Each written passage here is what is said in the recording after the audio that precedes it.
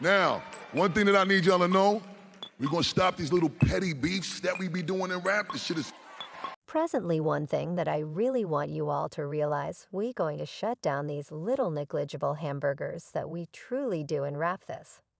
__, is you all wrecking the pack, you all wrecking the energy I could do without when I converse with these fellows that run these streaming stages.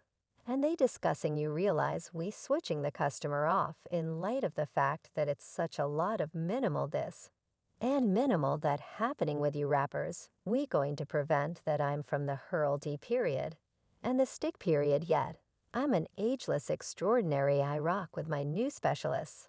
Every little thing about me is all driving the new. That is the reason my gathering was called Heads of the New Busta Rhymes just accepted his eagerly awaited grant. Yet as he was tending to the group, he tossed some shade at Diddy.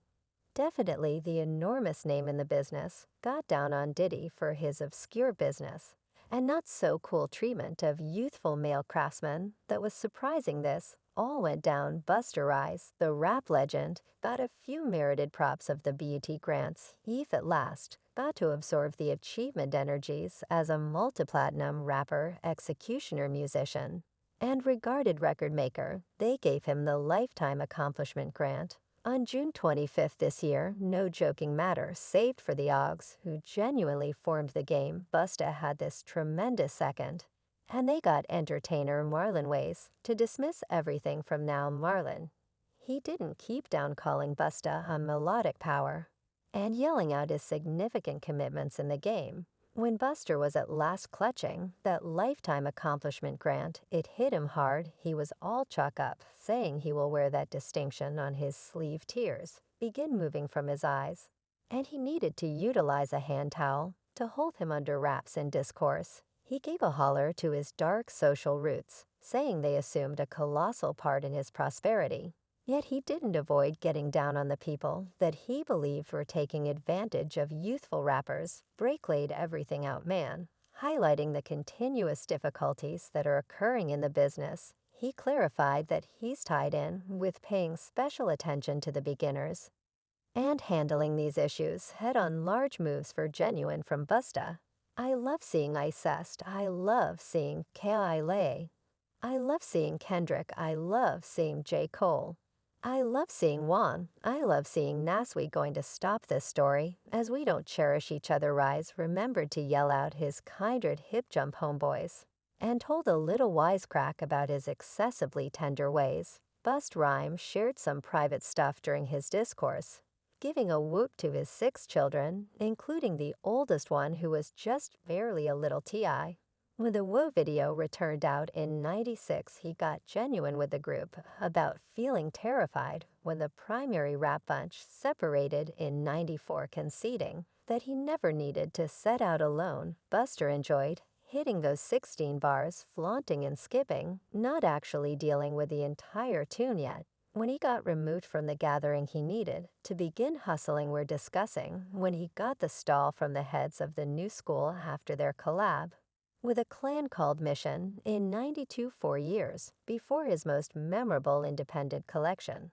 In '96, Bust spilled some behind-the-scenes strategies. He knew all the studio receptionists called ahead to figure out who was working, and afterward pulled a move behaving like he had left something there the prior night.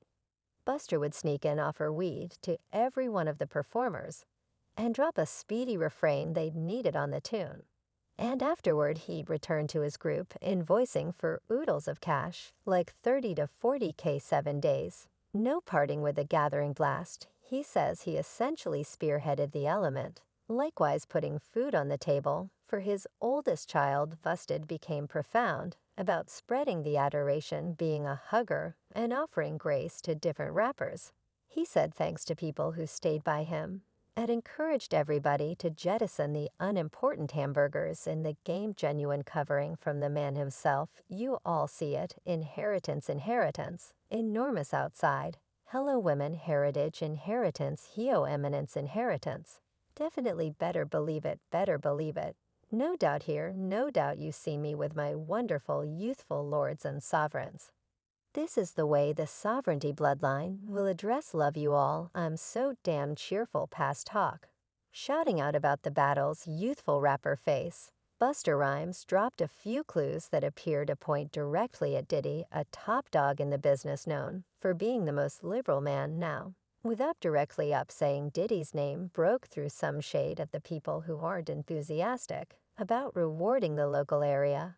By handling the issue indirectly, Buster showed he's absolutely serious about shed lights on the issue in the music game and pushing for a more steady energy for the up-and-comers you all wrecking the energy I could do without when I converse with these fellows that run these streaming stages. And they discussing you realize we switching the purchaser off in light of the fact that there's such a lot of minimal this and minimal that happening with you rappers. We going to stop that Buster Rise generally appreciative and stuff made without a doubt to give props to the people who had him covered all through his insane profession. He knows the arrangement about the influence of standing together. So he tossed out a persuasive message to his kindred rappers in an intense tone. Busta advised him to drop the trivial show he was tied in, with persuading his companions to move past the silly hamburgers clashes that can screw with the drudgery and heap everybody down. Wise words from Buster. When Busta Rhymes was talking, it appeared as though he was tossing some shady Diddy, particularly with Diddy's rep and the way in which he manages up-and-coming craftsmen in the music business. There's been discussion that a few dark tycoons are utilizing youthful ability to cushion their own wallets. It's wrecked on the grounds that as opposed to sponsorship up every one of the impending dark performers, certain huge names like Kellis and Mace who hit large early are standing up against what they say is abuse. Here's the issue, Uck. This isn't about truly, not about Beyonce or whatever else for that actually okay. And I got out whatever I said, so still all reality's out.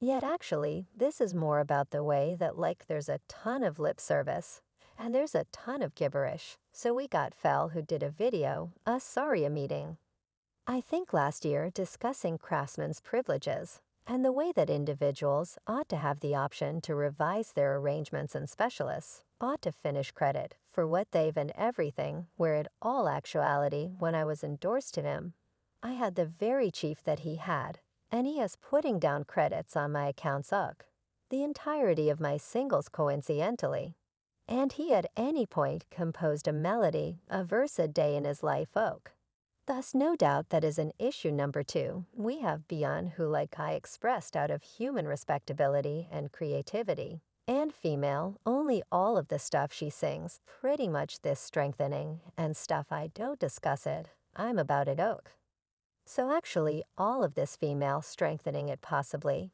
counts assuming you truly do it their guiding fingers toward 2 heavyweights in the game. 2 no doubt, and Diddy the entire scene has a few difficult issues, man. When Busta Rhymes gave his discourse at the BT Granted, was evident that he had figures like Diddy as a main priority, particularly with the historical backdrop of allegations against him.